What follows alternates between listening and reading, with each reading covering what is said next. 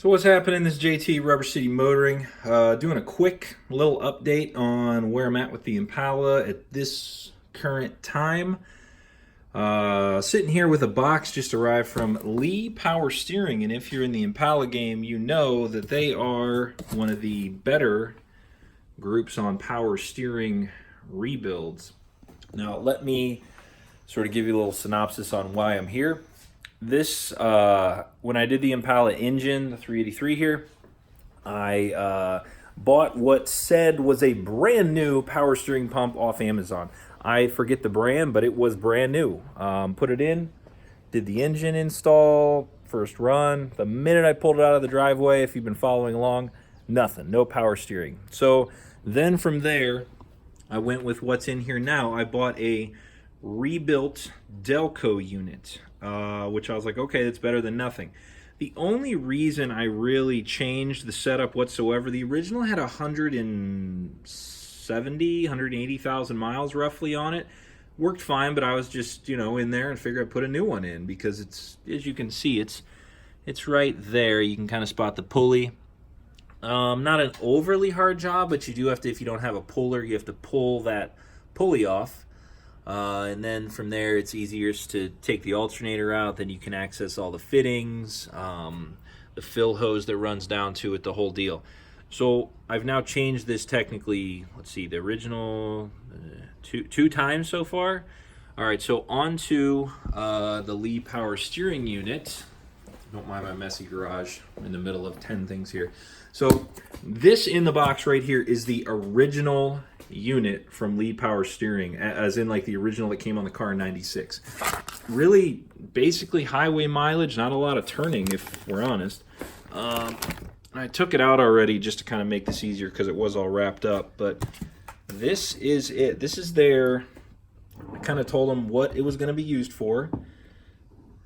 Looks nice. I mean, it's my first time really looking at it, so it was just, I don't want to say overly rusty, but it was definitely just like bare metal and had some wear to it.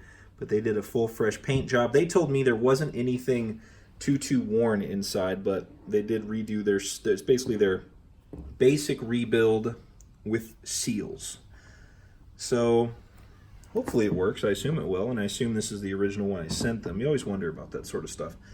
Fitting goes on the back here, and then this is where the fill tube goes from the reservoir, but pretty slick. One thing I did learn about these, being obviously they're reverse flow, reverse rotation, which I'm guessing that might be why the original one, for the new one I bought off Amazon, didn't work. But they're, from what I found out, parts are kind of hard to find for these, even though there's like a million LT1s out there, it seems like. But I guess there was three. One guy told me there was three different versions of this thing. One different one for the Corvette, Impala, and Camaro. So, but this isn't a sponsored video or anything. But I went to Lee Power Steering because I heard they kind of knew what they were doing. I actually talked to the guy when it was sitting there apart. He said everything looked good and they're going to ship it back. It was like a 2-week turnaround.